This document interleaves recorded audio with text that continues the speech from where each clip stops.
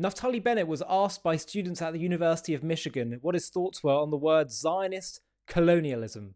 Here was his response, which he said he'd give in 3 minutes, a history of the Jews and Zionism. Brilliant. Have a watch of this. I'll do something I've never done, and I'll try in 3 minutes to do the history of Jews and Zionism, starting now. The Jewish people first entered the land of Israel 3,300 years ago, and everyone can read that in the Bible. Assuming you don't believe the Bible, then you can look at archaeology, which shows evidence of about 3,000 years ago. There's no dispute that the Jewish people founded their first commonwealth, the kingdom of David, 3,000 years ago. It was destroyed. We were kicked out. We came back, founded the second Commonwealth of Israel, which went on for several hundred years. And again, it was destroyed, this time by the Romans. Jews stayed in Israel, but few Jews stayed in Israel. The rest of the Jews were kicked out to all across the world. And every day they prayed 3 times a day that they want to return to Israel. And it was a pretty lousy 2,000 years, pogroms, Holocaust. But about 150 years ago, secular Jews, primarily Herzl, Jabotinsky, and others, took the initiative. Let's come back to our own homeland. The Jews are the indigenous people of the land of Israel. The term Palestine was coined by the Romans in order to dissociate the place that was called Judea until now. It had no connection to Arabs, for the simple reason that Arabs arrived to the land of Palestine only 600 years later during the Arab conquering. So there were no Arabs in the land of Israel. But yes, throughout those 1,400 years, very slowly Arabs came, primarily, mostly when Jews returned in the 19th century. Then the world decided, I'm cutting long story short, to bring a solution, a tough solution to both sides, to divide the land between a Jewish state and an Arab state. It wasn't called Palestinian.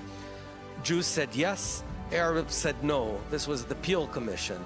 Fast forward 1947, the UN came up with the same sort of idea, divide into a Jewish state, an Arab state. Jews said yes, Arabs said no, attacked the Jews and wanted to kill all the Jews. The Jews fought back, won. During that war, 600,000 Arabs that had been living in smaller Israel fled, and some of them were also expelled, because that's what happens when you try and kill your enemy and you lose. That's what happened throughout history. We founded the State of Israel, and that's where we are now. So the State of Israel is the 3rd time we have a Jewish state on our indigenous land. We have 2 million Arabs living in the State of Israel, full Israeli citizens. They vote, they serve on court, they pay taxes. They're one of all and enjoy full equal rights. That's the story of Israel. I think that's a really helpful and useful video, a bit of a crash course. And the really interesting thing to note is that there's only been one type of sovereign state on this land, and it's been a Jewish one. No other nation has been able to establish their own sovereign state there. And why is that? Yes, empires have been there.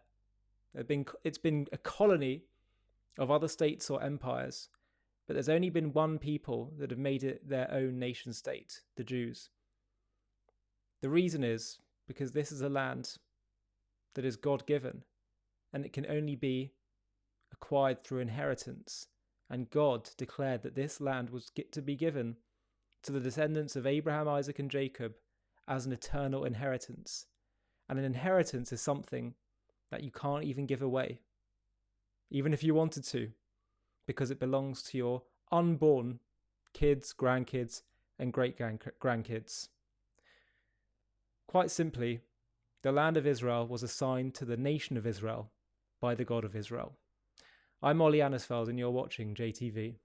Hi everybody, thanks for watching. If you want to watch another one, click here. If you want to subscribe to stay up to date with all the latest JTV content, click here. And if you're feeling really keen, you can click the join button down below underneath this video, where you can get perks including early access to new videos and private live discussions with me, where we can talk about JTV content and strategy moving forward, and I'll get to hear from you.